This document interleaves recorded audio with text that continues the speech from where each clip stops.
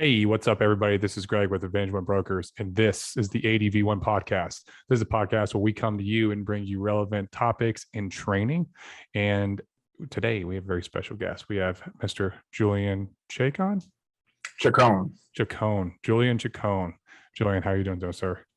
I'm doing awesome, Greg. Thanks for having me on, man. Man, it's my pleasure. Thanks for coming on. Absolutely. So Julian is new with us. He's been with us a couple of weeks, and he's been doing live transfers and had some success, and he's had some challenges. And so today, I just like to kind of learn from you how your experience has been, and find out a little bit more about how the live transfer has been going. But what we'll do first is we'll start off a little bit about you. Where are you from? How long you've been in insurance? How you got here, and work from there. Yeah, cool, man. So again, thanks for having me on. Yeah. A little bit about me. I live in South Florida, grew up in Miami, now live in Broward County. And I've been in insurance now for a couple years. I started in PNC captive agency. Mm-hmm. And summer of 2017 is when I got into insurance. I got my 440. And then about 6 months later, got my 215, started selling life insurance with that captive company. And for the past 4 years, I've been kind of going on and off between marketing and sales, and that's kind of where I found my groove. And I was working for a different captive starting in January of this year, selling auto insurance. And right around like about April, I was like, every time I saw a life insurance policy, I make the most money, even here in captive sales. Yeah. Like I remember one time I sold the least amount of policies in a month, and I made the most amount of money because I sold life insurance. Yeah. I was just like, I just really feel like this is the way to go. And I ended up speaking to one of my wife's mentors who has his own independent auto insurance office, and kind of talked to him about the benefits of each side. And the auto insurance just seemed like such service work. There's so much service that goes into after you sell a policy there. And he was telling me about his experience in life insurance, and I just felt like life insurance was the way to go. So I started looking for different companies, and around May, that's when I found my previous practice company, and I started officially July 9th with them before coming over to Advantage Brokers. Very nice. Very nice. So you've got some experience in the industry. Sounds like a lot of PNC experience. How much telesales experience did you have in any of the previous companies in terms of for life insurance wise? So for life insurance, I would say, so PNC, all of it was telesales. Yeah. And then life insurance was about half and half. Okay. If they didn't want to come into the office, if they were in another part of the state of Florida, then obviously we do it over the phone. But if I can get them into the office, that would be where I want it to be. But I would say half and half was life insurance. Okay. Over the phone. And so you started on board with us. Are you working straight from home, or are you working out of the office at Lance? So I go to Lance's office. So Okay. it's about a half hour down south from me. Okay. But no traffic on the way, so it's perfect. How's the environment in there? But I wouldn't trade it for the world, man. Even, I could work from home, but there's nothing like being in the office. Yeah. And it's not like it's like, a Grant Cardone office where it's crazy or anything like that. But, just being able to hear Lance do calls, hearing Lindsay do calls, who I know that you had on the podcast earlier last week. Yeah. Nick on the calls. It's just, there's nothing like it. And we treat this like a job, so like we get there and we start getting on the phones at 11 o'clock. We don't leave until 8 p.m. So it's not like we're, leaving halfway through the day or anything. So like that could be a long day, and it's good to be able to have that energy to keep you going with the other guys. Okay. And when looking at how it's been here in the telesales, how would you sum it up in few sentences? Bro, I love it. Let me tell you, I did 1 month with my practice company. And it was a grind. It was, most of my leads were coming up in Port St. Lucie, which is about a 2-hour drive north of me.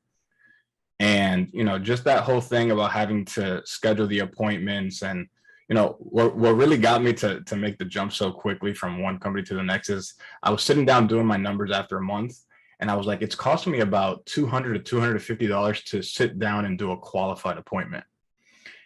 And then when I compared it to so I can pay $23 here and do a qualified appointment here. And if it's not qualified, I don't get charged for it because we get off the phone within 2 minutes. I was just like, that's amazing. And it's so much more sustainable especially for new agents. Oh, absolutely. You're absolutely right. In terms of the value proposition of cost per appointment, because that's what a lot of people, I guess, don't really factor in, is that a live transfer is not a lead, it's an appointment. You're paying for an appointment. Exactly. And so the leads are already being run through by the service that you're paying them to do that. So they get the leads, they call them, they qualify them, get them into to appointment. So what you're doing is you're paying for that appointment. You qualify it within 2 minutes, which is very easy to do. You can qualify the person really, really quickly within 2 minutes to make sure that they are interested. They're ready to go. They're going to give you, talk to you on the phone to give you pertinent information to apply for a life insurance policy today. You can do that within 2 minutes. Without scaring the person off, by the way. Without being like, hey, I need to go get your social security card. I need to get your checkbook.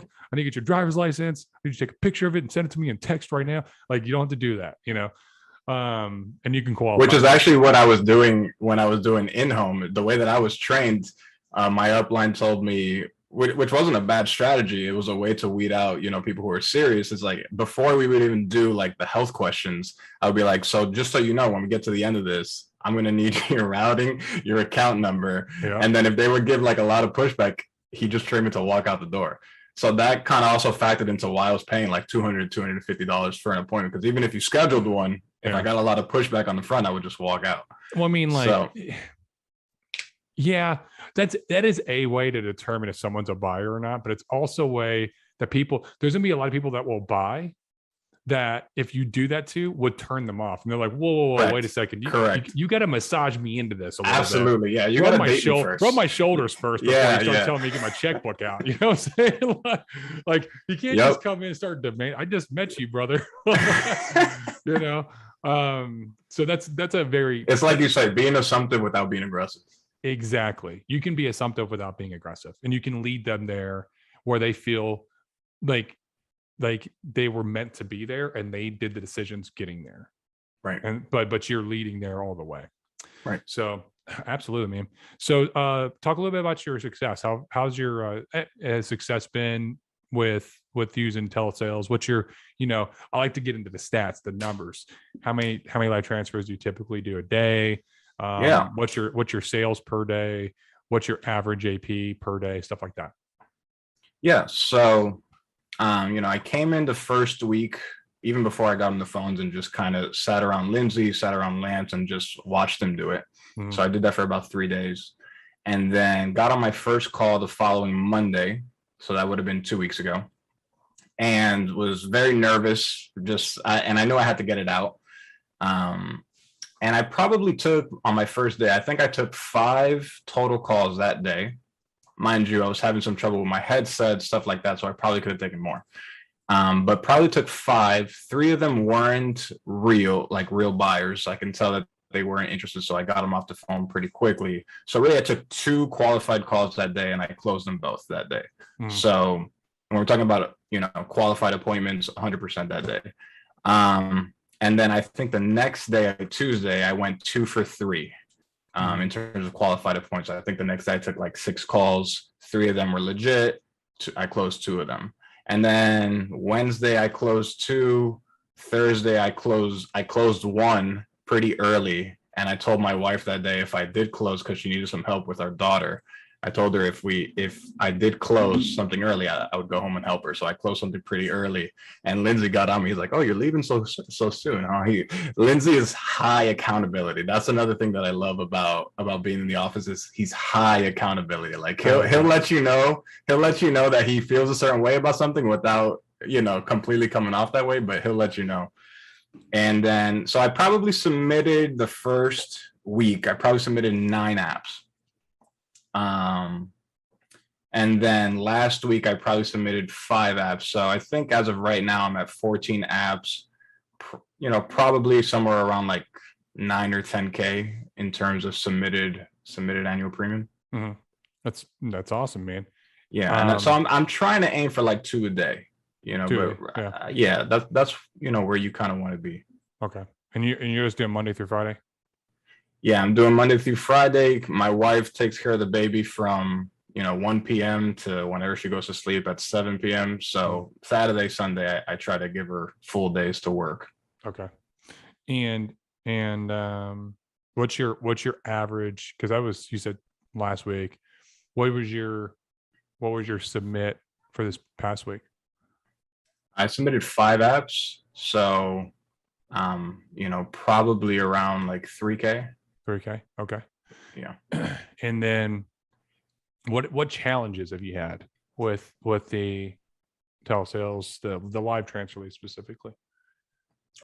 Yeah, so in terms of the challenges, technology has been a bit of a challenge just with my own headset and stuff like that. But you just have to be able to know like what your go-to is in terms of your rebuttals. So like for me, throughout the entire process, I'm always using the word approved because I really want to take the control away from them and really feel like, yo, you can't just buy this, like you have to get approved. Mm-hmm. And so if you can really just focus in on your rebuttals, and then number 2, like your process. So like I hear you say a lot, like you think of the sales process as like you're taking them through a forest and you know where you're going to, and you're just trying to get them to that next bend, right? Mm. And so obviously Lance and everyone has provided a script, and that's really just to give you structure. So like I know for me, I just want to make sure that I know where I'm going to. So I know what my intro is. I know that I want to ask them the power questions. Then I want to get to health. Then we're going to go over quotes. And then I'm going to get them into the application. So it's really just like keeping your structure, knowing your rebuttals, and then you'll be able to really overcome, as long as you're getting enough calls per day, you're going to get your 1 or 2 sales per day. But I think in terms of challenges, it's just like, knowing where you're going and just memorizing these rebuttals and just always going back to, hey, we got to get you approved. Yeah. And what would you say you've overall spent on transfers so far? Yeah, so I probably buy like 20 per week, so spending a little bit less than 500 per week, which is much better.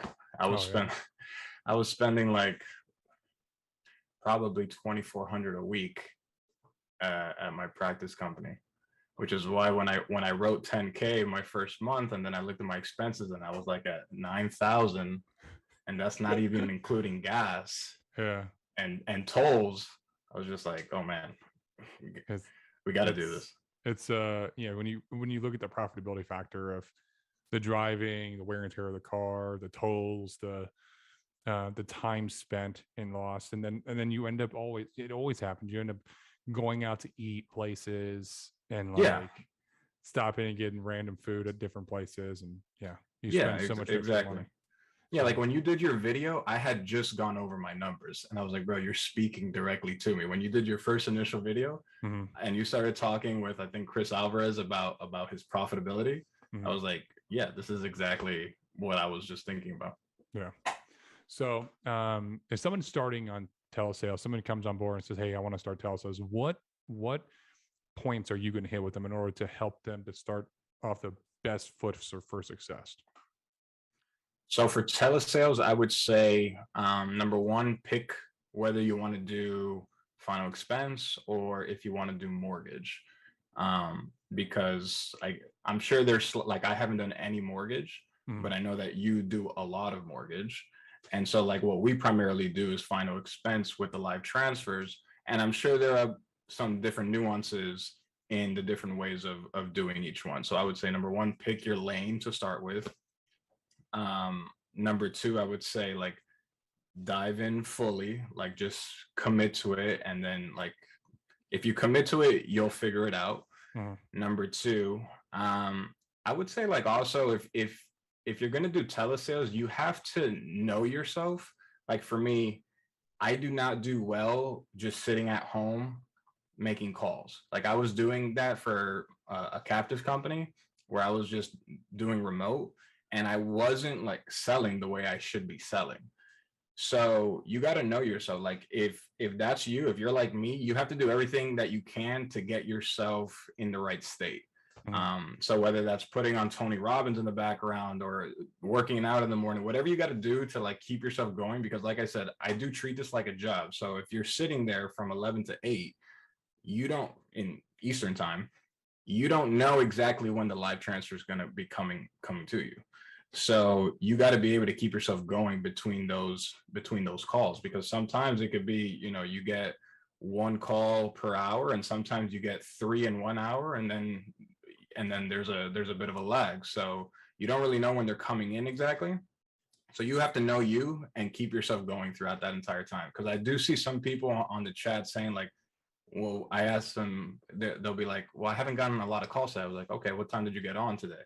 Oh, I got on kind of late. It's like, okay, no wonder you're not getting a lot of calls. So you do have to kind of commit to the entire time period, Mhm. and then figure out how to keep yourself going throughout that time if you're And, not in and an office. so setting proper expectations ahead of time on what it's going to be. Okay, that makes a Yeah. lot of sense. How are you qualifying your appointments when you first come on the phone? Yeah. So like when I first start off, I'd be like, hey Greg, my name is Julian. I'm going to be the one helping you out today. Do have to let you know that this call is being recorded for quality and training purposes. And then I'll verify the phone number. Is this a good one to call you back if we get disconnected? And then if they tell me that, I'll ask them if it's a cell phone. I'll text it. If it is, I'll text them my license and my professional picture. And then I use like a very specific number. I say, yeah, so I am a licensed broker. I represent 37 companies. And I got that from a book that you and I both really like, Never Split the Difference. Such a good book. Yeah, Such a good book. yeah, he says that whenever you're going to give someone a number, don't ever end it in 5 or 0, because it just doesn't look like a real number. Yeah. And so I say I represent 37 companies. I say 37 because it sounds like 37. Like I represent exactly 37 companies. Mhm. I represent 37 companies. They all, and then I set the table. So I'm like, so what I'm going to try to do is, get you pre-approved with one of these companies based on your age, your health, your life expectancy.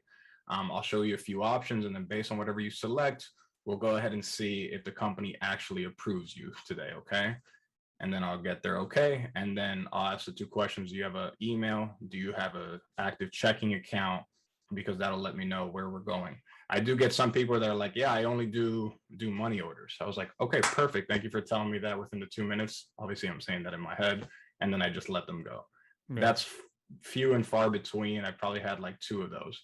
And then once I get into that, I'll just be like, okay, so can you tell me a little bit about your health? And then typically they'll just go. Okay. So I want to kind of dig into Never Split the Difference. I love that book. I've probably read it like 4 times.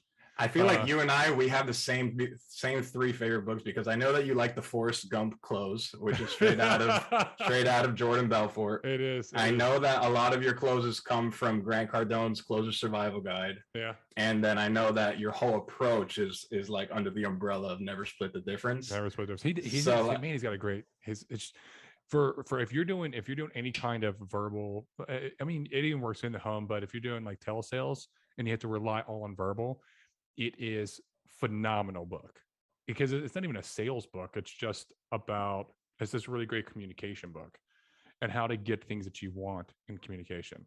Basically. Well, think about it. He's doing all his negotiation over the phone, right? So like he's talking to terrorists in the Philippines or something. He has to do everything over the phone. He's not in person with them. Exactly. So it translates right over to what we're doing. And so what he does is he breaks down all these different techniques that he learned and that he honed while being the head of the negotiations for FBI. And he gives you a real world example of how it worked and how it was like perfected in the field for the FBI. And then he gives it a real world example of how he's taught a student and how they used it, that same exact technique in real life, like without not, the life death stakes of hostage negotiation. And so you can see how those techniques work and translate. And so my a lot of my questions and a lot of my approach for actual selling has come from that. has come from Never Split the Difference. Yep. And when you were on all the podcasts after you had your big month, I was like, yo, this guy uses everything straight out of Never Split the Difference. I could just tell all of your questions, your whole approach. You were like, you don't like people saying yes. And I try to communicate some of that with my guys too. In the going office, for no is going for no is powerful. It's super powerful. There's so many different things that you've learned that I learned from that book. And I'm not even kidding. I think I've read it 4 times because I keep going back and I read it again and I learn a little bit more. I read it again. But there's so many little tidbits in there. And anyone watching this, I highly recommend. It's Chris Voss, Never Split the Difference. Fantastic book. It's probably one of my favorite books of all time. He also here's does here's a super practical like thing that anyone can use, right? Because sometimes you're going to put people with a company and they get declined or they get ROP'd, and you may have to switch and you may have to flex to a different company, right? Yeah. I used to do this when I was doing auto insurance, where I would give someone a price and then for whatever reason it went up on them, and I had to tell them. In the book, he calls it, I forget exactly the term he uses, but it's basically, you're basically anticipating what the person's going to feel about what you're about to say, and then you say it first, right? So if I gave someone a price for auto insurance and then for whatever reason it got risen or it rose, they're going to be upset. They're going to think that I'm full of crap. They're going to think X amount of things. So I would just say that up front. I'd be like, listen, Greg, I have something to say that you're not going to like, and you're probably going to be really angry at me, and you're probably not even going to want to do business with me. But the price went up $15 a month, and you can't get mad at me because I just said everything you're going to feel. Yeah. It's basically addressing the elephant in the room. Exactly. It's addressing the elephant in the room. And exactly. you can do it not only beforehand, but you can do it if you get somebody on the phone and they're barely answering questions, but it's like they haven't hung up yet. So they're still willing to listen and hear what you have to say, but they're really hesitant when they answer questions. They're giving you short answers. They're not really giving you any room to operate. You can just be like, hey, I'm sensing some hesitancy in your answers. It seems like maybe somebody might have upset you before, or you don't trust speaking to agents on the phone. And you're just addressing the elephant, because what'll happen is that they'll come out and be like, well, yeah, something, and you let them talk about their experience and you let them address it instead of hiding away from it. You can basically be like, hey, let's go ahead and pull it out. Let's talk about it. Because then they're going to feel like, man, this guy listened to me. He heard what I had to say, my concerns. I'm more willing to trust. Yep. That book is so applicable in everything that we're doing. Like, I can't recommend that book enough. Yeah, absolutely. I'm glad you brought that up, because that is a fantastic book for Telesales. Never. And then you use it when you're summarizing everything up, because you want to get a that's right out of someone, right? That's right. So like, after you hear their whole story of why they're looking for insurance, and then you go down to different health things, it's like, so it sounds like, right? So you're labeling. So it sounds like you're doing this for XYZ reasons, and you're a bit upset because you got declined a few times, and this is why you're looking. Like, yeah, that's right. It's like, okay, perfect. So this is what we're gonna do. So it's like, every that book is applicable to what we're doing. Absolutely. And it's just really good for gaining trust and rapport in order to influence people through verbal communication. It's perfect for that. So if you're doing telesales or remote sales in any sense, I highly recommend go get Chris Voss. And he's got a ton of YouTube videos and trainings too. He's got a really good TED Talk that he does. It's really funny.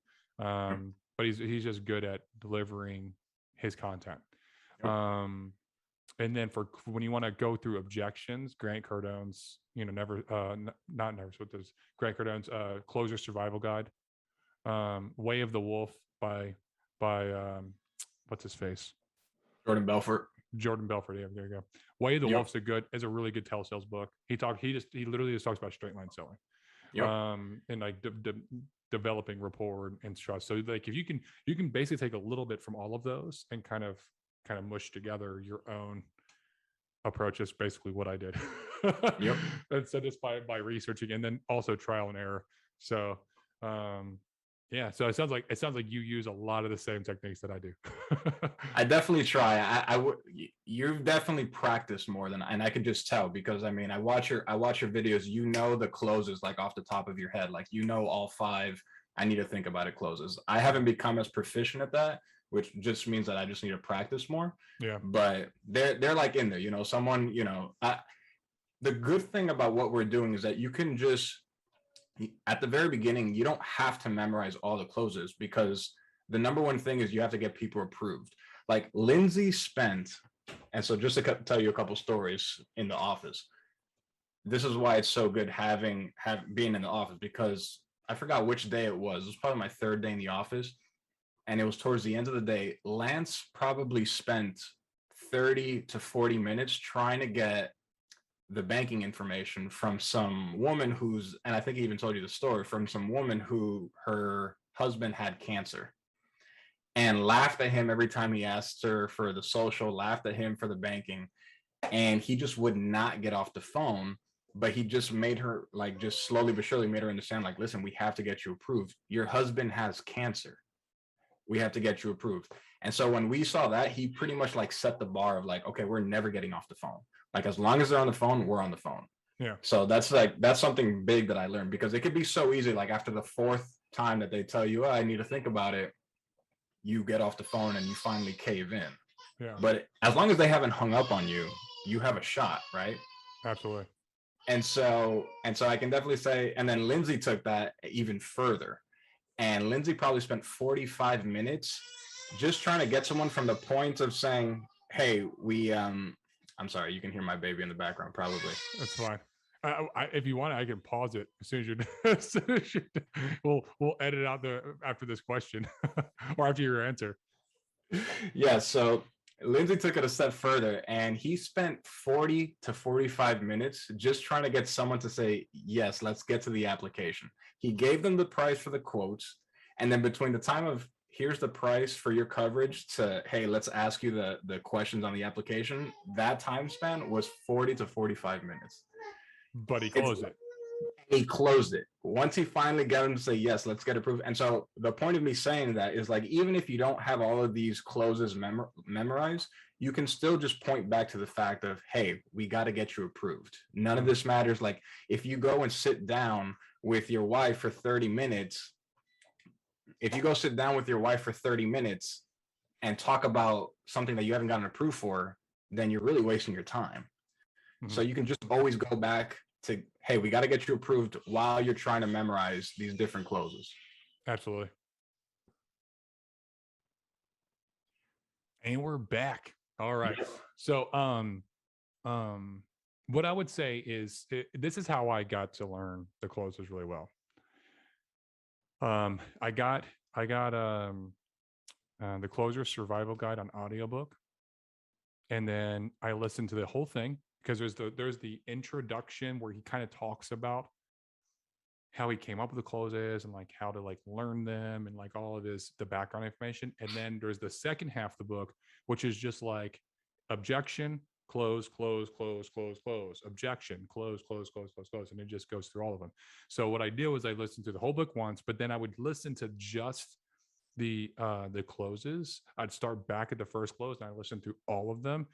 And I did it while I'd work out in the mornings, because it's you can listen to all of them in about an hour and a half ish. Yeah. So I'd have a nice, really long workout in the morning. I'd listen to all of it. I'd listen to it once a day, and I did it for like a week straight. And then when I would sit down to go to work for the day, I would pick out one or two new ones I wanted to practice that day, and I would just say it out loud. I'd listen to it and I'd say it. I'd listen to it and I'd say it. I'd say it out loud. And I got practice saying it so that I knew, like, hey, whenever it comes to I'm going to probably hit this objection today, I can say this. So I got to where I could say them all, like I just picked the most, common objections I was getting over Zoom or over FaceTime. And I would practice them over and over again. And really, it took me about a week of like listening like that and practicing like that and during the day. And then they just started coming really naturally. So For those of you watching, that's what I would recommend doing. If you can really like master getting over objections, which you're going to get objections. I don't care if you're in the home. I don't care if you're on the phone, Zoom, FaceTime, doesn't matter. You're going to get objections. And having multiple ways that you can get through those is man, it really is a game changer. It takes you from being, a salesman to a sales professional, salesman or woman to a sales professional. And you can really close a lot more deals. Absolutely. So, hey man, I have some questions about your approach. Yeah. So I know that you don't give price until like towards the very end. I do price right at the very end, right before I'm getting bank information. So you get social even before you give price? I do. So what do you say? Because I want to practice your approach as well. So what do you say? Like, because for me, the idea of you haven't even given me a price and you're asking me for my social is like so that's what I was wondering when I was listening to some of your podcasts. So after I've built the rapport, after I've asked the questions, and this is a good question, by the way, Julian. After I ask the questions and after I build a lot of rapport by repeating all their information and getting them to say that's right, and getting them to say yeah that's right. And I say absolutely. Hey, I'm Greg. My expertise is helping people just like you, Julian. People that are in their retirement ages that have had previous health conditions that are serious, such as heart attacks, or strokes, or cancer, and that are still looking to get level coverage, day one level coverage. I'm really good at that. So you're in good hands, Julian. Okay. But this is what we have to do. We got to do what's called a quick MIB check, your Medical Information Bureau. Okay. I'm going to go over some medical questions. It's going to check your prescription history, and it's going to tell me which companies can go. So I can basically do a competition between all the companies to find the best rate and who can approve you. Is that fair? That's definitely fair. So that's how I do it right there. So I built rapport. I then come in and I combo that rapport with me going in and saying, hey, look, this is how we're going to do this. I'm going to find out the best company that can even approve you, so we're not wasting your time. Okay. But trust me, this is my expertise, is helping people just like you. And it's insinuated that I'm checking your prescription history. I can't check people's prescription history without getting their social. Right. I just can't. Right. So when I tell them that and I ask them, is that fair?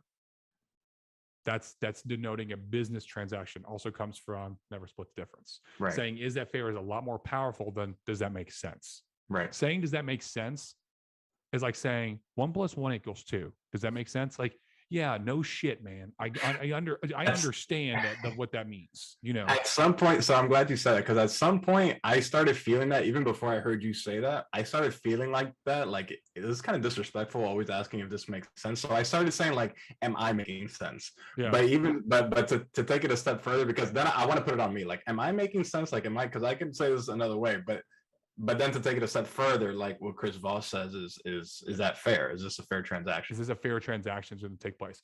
I'm going to find out the companies that can prove you the best rate. I need to get your information, ask you some questions. So then when I start asking questions, let's say that we're going to do American Amicable Senior's Choice. Okay. American Amicable Senior's Choice. The first page is just like name, birthday, age, the plan. I'm going to always pick level, how much we're going to do. I'm probably going to put like 20,000 as a placeholder. I'm going to quote it. I'm going to go forward. Next page, all medical questions. I'm going to go through every single one of those medical questions and ask them everything verbatim. Yep. And what that does is it builds a lot of rapport. So by the time I get through those, then I'm like, okay, hey, what do you have as your address? Boom, boom. And also, as well as I do, that throughout all those questions, they're going to chit chat with me. Right. And they're like, well, no, I didn't get a heart attack, but I had some palpitations about 7 years ago, and then I was seeing the doctor, and then just blah, blah, blah, blah, blah, blah, blah, blah, blah. And I'm like, yeah, man. And I'm just mirroring them the entire time. Yeah. So it sounds like, and I'm letting them go and go because they feel like I'm connecting with them and I'm listening to them.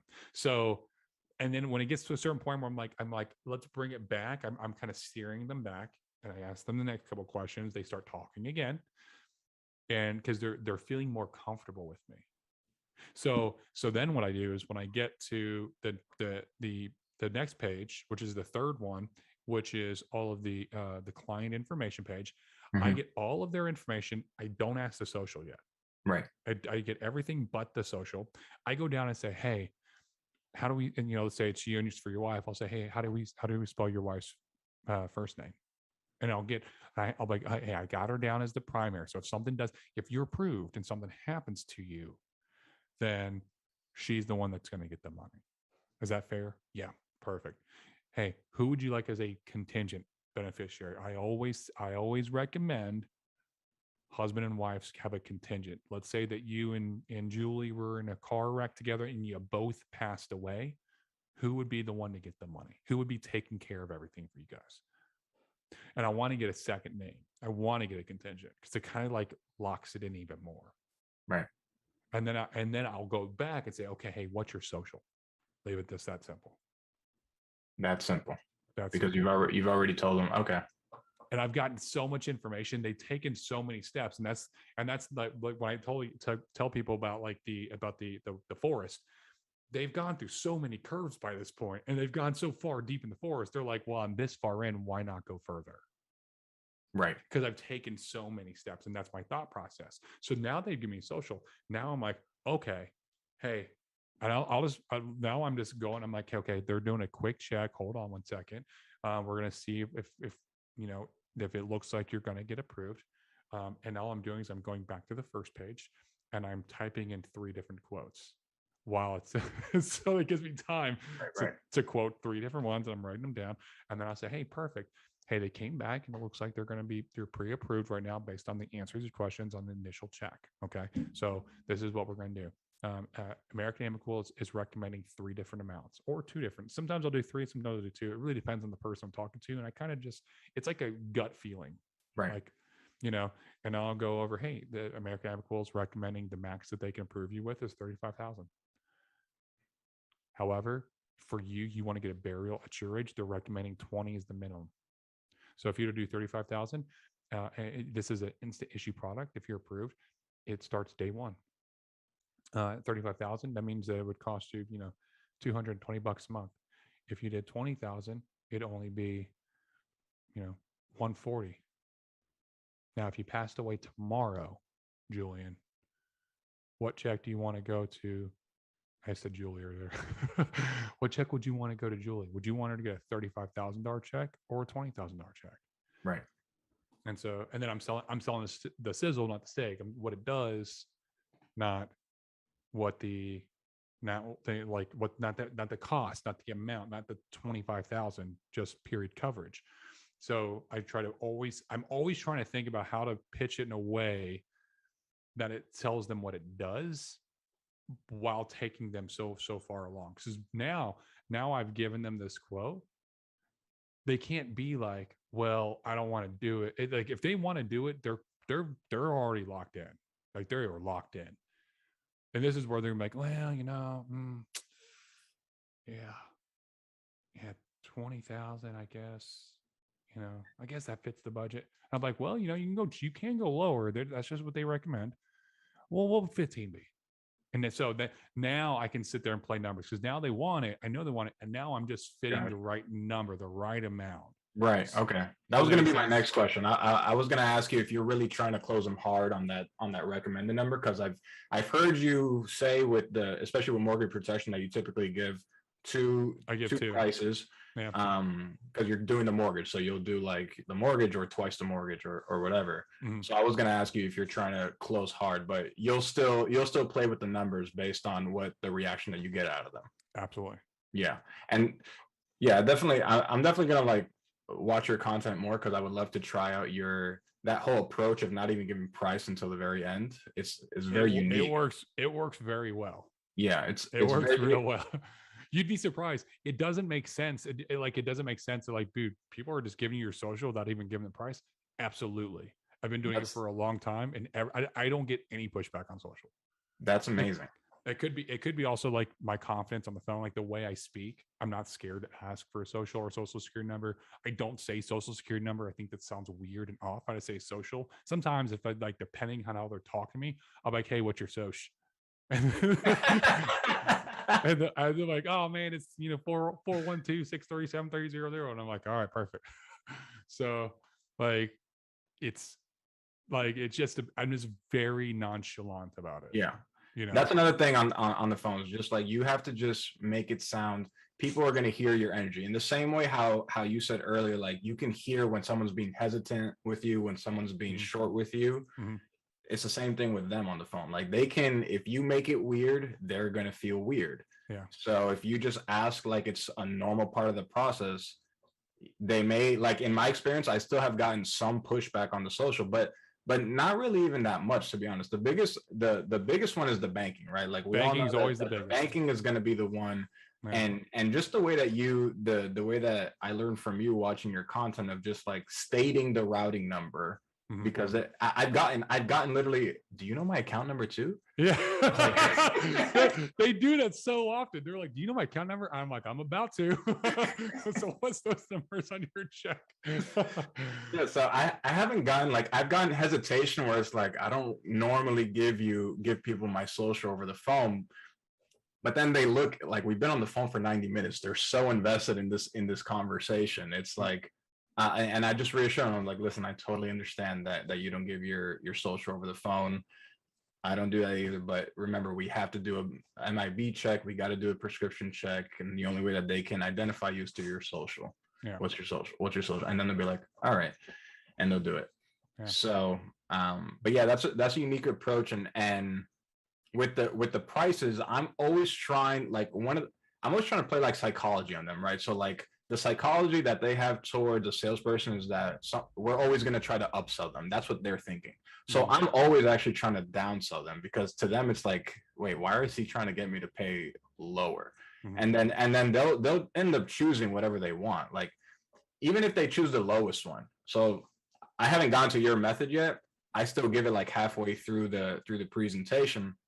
Even if they choose the lowest one, I'll be like, are you sure that $48 a month you can manage that? Because before that, I'm saying like, listen, my first goal is to get you approved. My second goal is to make sure that this fits your budget. Like, I don't want you to pay for this for a few months and then you get a flat tire or your AC goes out and now you're thinking you have to cancel your life insurance because you stretched yourself out too thin in the first place. I want to make sure that this is completely comfortable for you. And then finally, when we get to the price, even if they choose the lowest one, I'll be like, okay, so you're sure $48 is manageable for you? Like you're even on a bad day. Yeah. And I'm almost like, are you, because we can go lower if you want. And they're like, no. And so like, they're almost like selling themselves. It's almost like when Grant Cardone says, how do you justify a purchase of this size? Like you're making them sell themselves on what they're about to buy. Yeah. And so by downselling, you can get them to commit to what they're choosing. Yeah, absolutely. Yeah, I mean, definitely test it out. Let me know how it goes for you and give me some feedback. I would love to. So is there any like real difference between how you do your mortgage and how you do your, obviously besides like some of the questions, right? Some of the questions I ask, but the format is very in terms of the methodology, it's pretty much okay. So if I watch your mortgage protection, because you've already put out a couple of videos like that, I can pretty much run a live transfer the same way. Yeah. So my live transfers, my final expense questions, I have 5 that I always use. It is, hey, what motivates you to look for this coverage? So on a live transfer, it's kind of tricky. So usually what I do is like, hey, what motivates you to take the call? Right. And speak with me. Right. And then they'll be like, well, they're the one to call me. Well, I'm like, I understand, but you also took the call and you said that you were fine with talking to me. What motivated you to do so? Yeah. Well, I've been looking, blah, blah, and I'm still kind of pushing to get them to say something. And then I'll say how I want them to talk about what they're looking for. How long have you been looking for this? What other agents have you spoke to? If they say that, hey, I've been looking for this for 6 months, I'll say, what happened 6 months ago that got you looking for this? That's when they start to just vomit information. What other agents have you spoken to about this? I don't ask if you have spoken. I just say, what other agents? Right. And if they'll tell me if like, no, you're the first or whatever, then I'll say if they've never spoke to agents before, then I'll say, what's prevented you from just getting this coverage before in the past? If they have spoke to agents before, then I'll say, what prevented you from working with those agents? And I want to know what the hang up is. I want to know what without saying, why haven't you gotten this, which is very accusatory. I want to find out what's preventing them. It's easy for them to point and blame. Oh, the policies are too expensive. Oh, I've been too busy. Oh, this or that. Like they can point something and blame it without it coming off like I'm pointing the finger at them for not taking responsibility and having it in place already. So it's kind of like, it's almost a form of getting a no, and I'm finding out what their no's are. Right. So yeah, those are the 5 questions. The only time I use the word why is if they're reluctant on the bank, and I'll be like, at first I'd say, well, how am I supposed to submit the application if we don't have a form of payment? How do you expect me to help you? Right. and then if they continue, I'll be like, but why would they approve someone if they don't even know that you can pay for it? That's the only time I would use the word why. Yeah, if you're putting the why on somebody else, right, or on yourself, you can use it's the only time you use the word why, because why is very accusatory in nature. And so no, you're absolutely right. That's the perfect usage of it.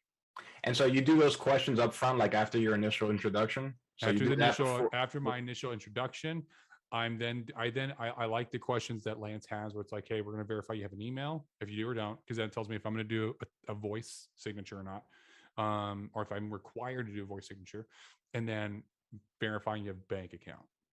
And then once I've got that information, then I'm asking questions, and I'm off to the races with my appointment.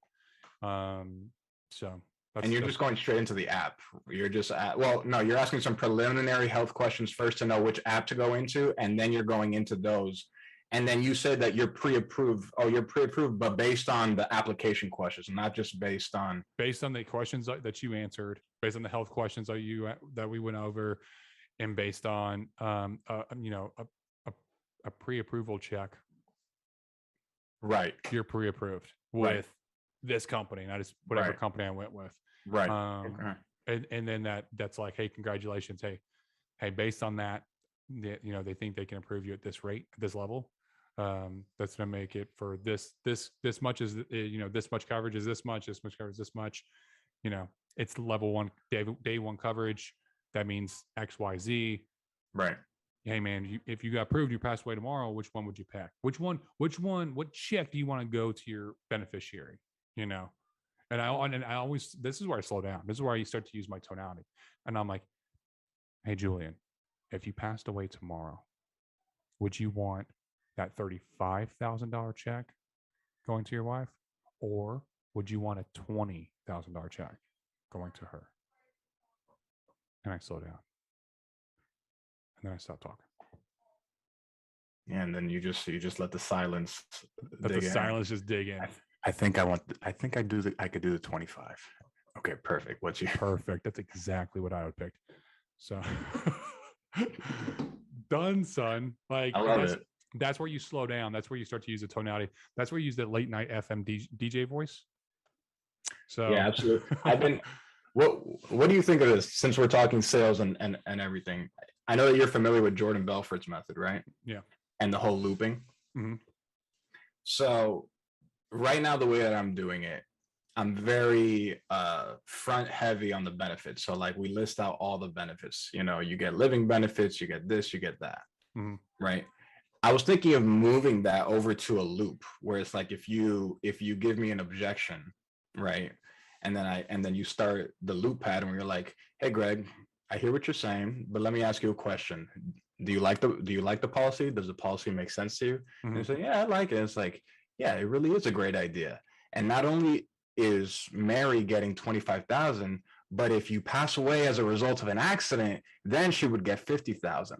Not only, and then you start the looping process with the benefits. I'm almost thinking of trying that out as well. And if you became terminally ill, right? Yeah. So when I go over, which I kind of race through and I explain the the benefits or whatever. But after I've said you're pre-approved, I go into the actual application. I go into the company. I say a little bit about the company so they feel comfortable about the company, but I talk about the actual policy and what it's called. So like, as the senior's choice. Now, senior's choice comes with 2 really great benefits I think that you'll really like.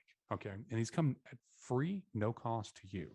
The first is a confined care policy. And I explain what that is.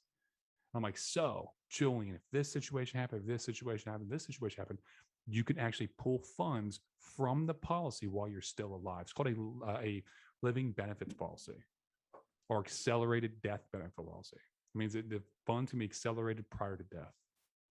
Now, it also comes with a terminal illness policy where if you became terminally ill with 12 months left to live or less, Julian, you get all the funds, 100% of them up front while you're during that time frame. But like, think about it like this, Julian. You could give them to your wife ahead of time so that she could start planning for your funeral before you passed away. And she wouldn't have to worry or wait until those funds were going to pay out after death. Does that make sense? Absolutely. And then so I'm building value in it. And then I'm going into, so if you're approved with your pre and everyone watching, I just want you to see like how Greg's tone completely shifted when you're talking about benefits. Your tonality kind of raised a little bit. You're talking a little faster because it's like you're excited about these benefits. Yep. And so because you're trying to get them to, in the same way how we want to mirror them, we also want to kind of like get them to mirror us a little bit. And so instead of just, and this is something I have to do better of, is instead of just stating them like, hey, this is like, make it exciting for them, get their state to be increased so that they're excited about this policy. Because you're picking up exactly what I do. That's how I explain it. And then I also try to, sometimes I'll try to like say, hey, let's say, Julian, that you got terminal cancer, you got prostate cancer. Okay. And maybe I found out that your dad had prostate cancer during your Y phase. And like, once he got prostate cancer, he passed away in 6 months. And that's why you are looking for this policy. It's because that happened to him. So I'm like, let's say that you got prostate cancer just like your dad. Okay. And you have less than 12 months left to live. Now you're actually going to get the policy money ahead of time. And you're going to be able to give that to Genevieve, whatever your wife's name. You'll be able to give it to your wife. So now she didn't have to wait until after you pass away to get money to be able to pay for your funeral. That's pretty awesome, right? Like that way it's going to relieve a lot of stress during that time. Yep. So I try to almost put them in that position of like it happening to them so that they're like, oh man, and a lot of times what happens, people are like, oh, that's really awesome. Yeah, dude, it's just a terminal illness policy that's sort of just rolled in, but they've never been explained to it on like how ways it could be used. Yeah, it's all how you package things. Yeah, like I did an in-home one where the guy had received 3 quotes for 25,000, and I closed it and I offered him 25,000, but it's because I packaged it like a mortgage protection, you're buying time type of thing. And it's because I packaged it differently. He liked the 25,000 that I offered him. Yeah. He had got 25. He got 3 other $25,000 quotes. So it's all how you package it. It's all on how you package it. Absolutely. And you're using your tonality as part of that package. You do. If you want to get really good on the phone, you have to practice a master tonality that only comes from saying it over and over again. Saying your script so many times. I used to literally record myself saying my script over and over again. And I'm like, I need to speed up here. And I would do it again. It's just repetition. I mean, repetition is the mother of mastery. It's amazing. So the more you do it, the better you're going to get, the better you're going to sound. But there's certain times when you want to slow down and you want them to hang on every word. And there's times when you speed up to excite them, just like you were saying. Love it, man. So, hey, Greg, I have one last question before we get off. And this is something I've been thinking about for a little while. And this is kind of switching over from the telesales thing. This is more kind of like what's going on as an umbrella. Okay. Because I think we had spoken prior to when I came over, and I was like, yeah, you're a bit of a revolutionary right now. Even if you didn't want to be, you are. And a lot of the stuff that you've been talking about on different podcasts is about integrity, leadership, transparency. Yeah. Right. And so to tell a little bit of story, do you know the name Ravi Zacharias? No. Okay.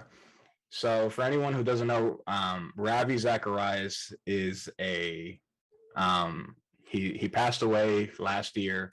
He's what's called a Christian apologist, and that's just a fancy way of saying that he's someone who defends Christianity using philosophical arguments.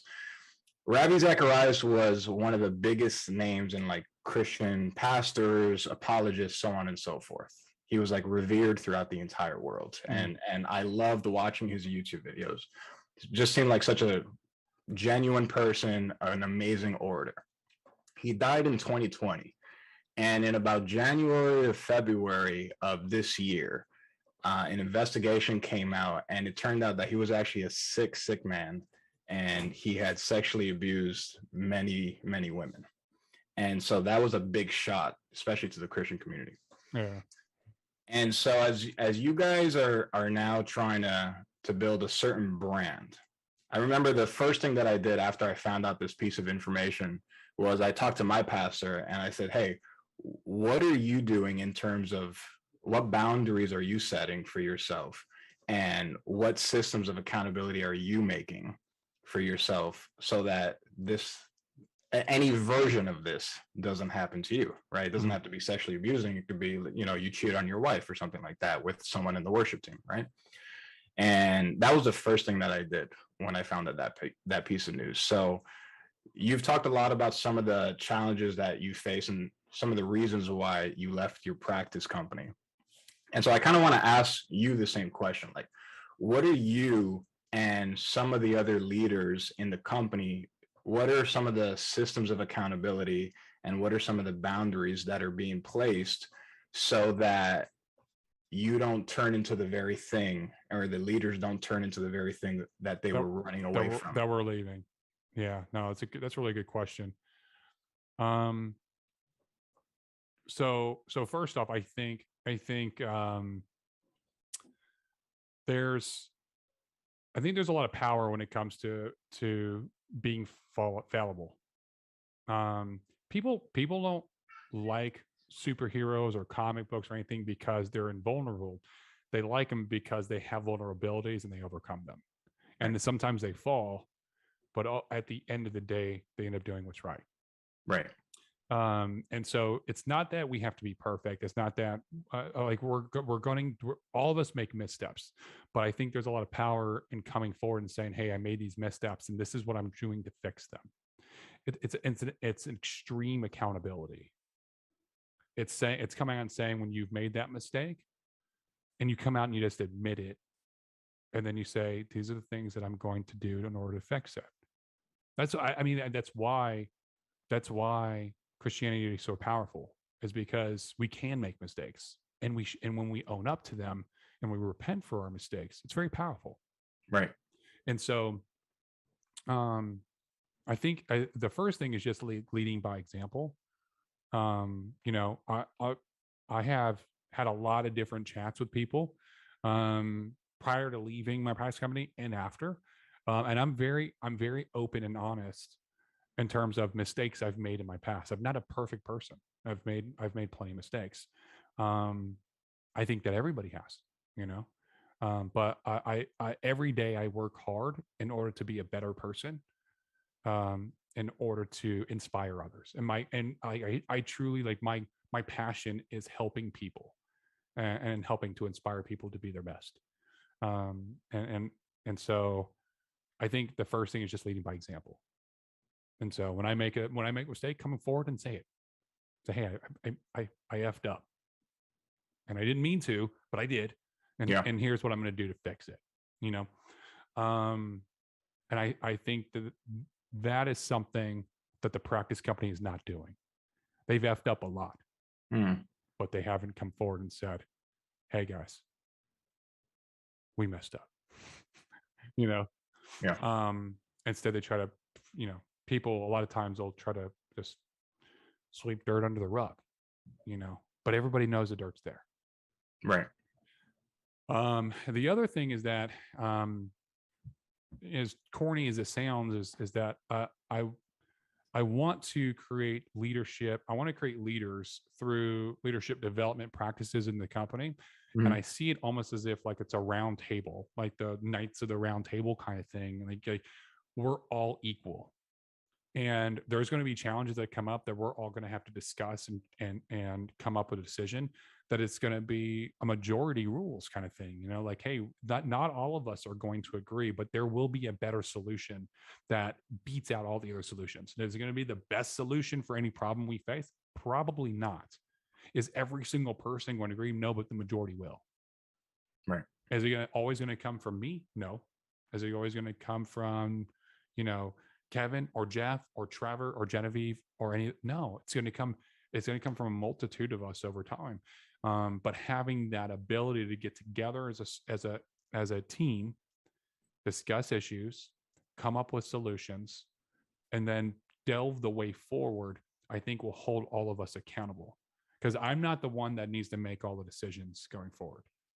Neither is Genevieve or Trevor or Kevin or Jeff or David, Zach, or any of the other leaders that came on board so far, or even the leaders that are currently on board. Like they've given us a lot of power in terms of like equality within the company to create something new. We really are creating something that's not in the industry right now.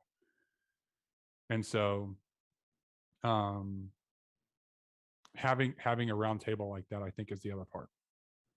Because if you lead by example, and there's a difference between and probably the greatest leaders of all time is Jesus Christ, and he lived by a higher law that was higher than the 10 commandments sent by Moses.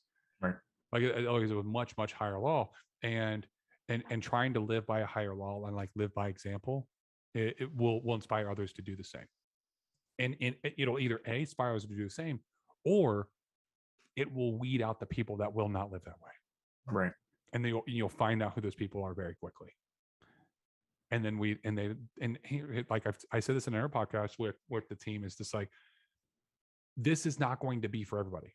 Our type of leadership and what we're creating is there's going to be people that it doesn't speak to. Yeah. There's going to be people that, like, when the light shined on them, they recluse back into the shadows. They don't want that kind of light or that kind of transparency on them. Yeah. And that's fine. We don't have to be for everybody, but we're for the right people. Yeah. And the right people are going to come here, and we're going to help them. We're going to help them to succeed at the highest levels. So I hope that answers the question. No, I love that, man. I'm sure that there's a lot of people who had that similar question. And so I just wanted to give you that opportunity, because when you and some of the other people on the podcast are talking about integrity, leadership, transparency, you're implicitly saying, hey, this is what we are. Mm-hmm. And so the what you mentioned at the beginning is like owning our mistakes, mm-hmm. because at some point we all live in glass houses, and we're all not always going to live up to the standard that we're trying to meet.